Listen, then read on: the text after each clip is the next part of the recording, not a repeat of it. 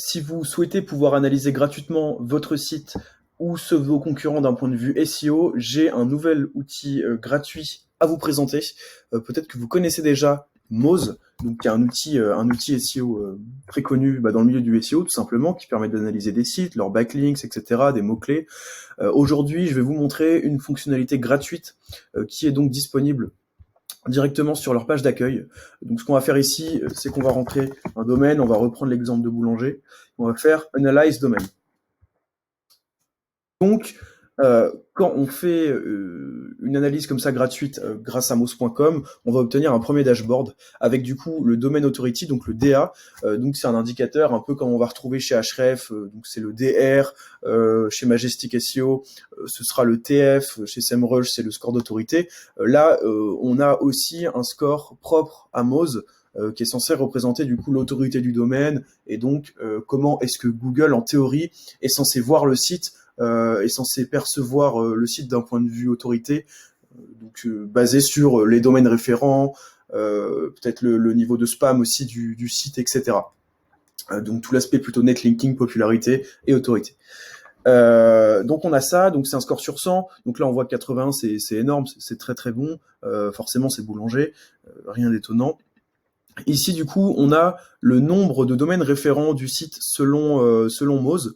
Donc le nombre de sites qui vont faire à minima un backlinks vers le site en question, en l'occurrence boulanger.com. On a le nombre de mots qui se positionnent sur Google selon Moz, encore une fois.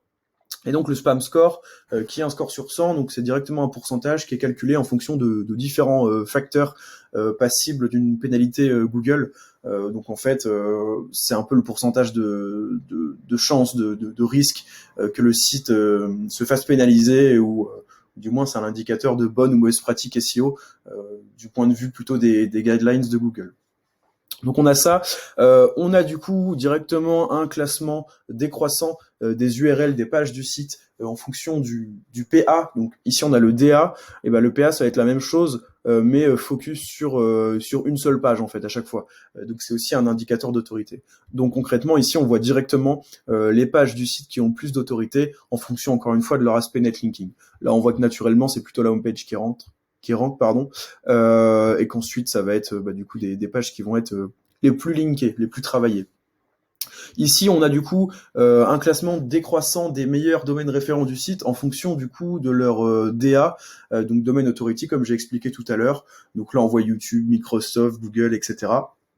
Ça peut être aussi un bon indicateur à prendre en compte si jamais vous voulez analyser les sites de vos concurrents, que vous ne connaissez pas encore leur domaine référent. Vous pouvez directement avoir une petite overview de leurs meilleurs domaines référents. Ici, du coup, c'est l'historique un peu d'acquisition et de perte de domaines référents du site en question qu'on analyse. Et on voit du coup, par exemple qu'ici, ce jour-là, globalement, on a eu 15 domaines référents de perdus et 45 de nouveaux qui ont été découverts par l'outil Moz. Et donc voilà, globalement, après là, ça va être plus la partie keywords que je peux un peu détailler aussi. Donc là, on va voir tout simplement les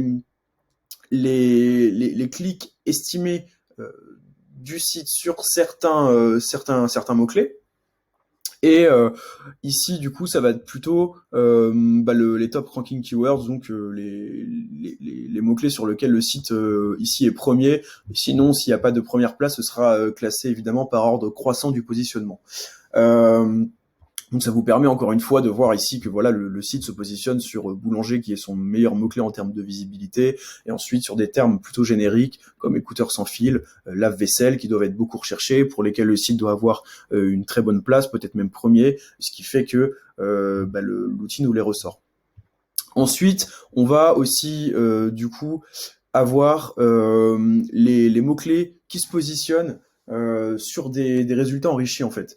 Donc ici on n'en voit pas beaucoup. Je sais pas si cette fonctionnalité est très exhaustive. Et du coup, il nous sort aussi les mots-clés qu'il estime être des mots-clés de marque. Donc là, on voit qu'il y a un petit loupé ici. Mais à part ça, on voit bien que on a boulanger dans certains termes. Donc bon, c'est peut-être pas fiable à 100%, mais voilà.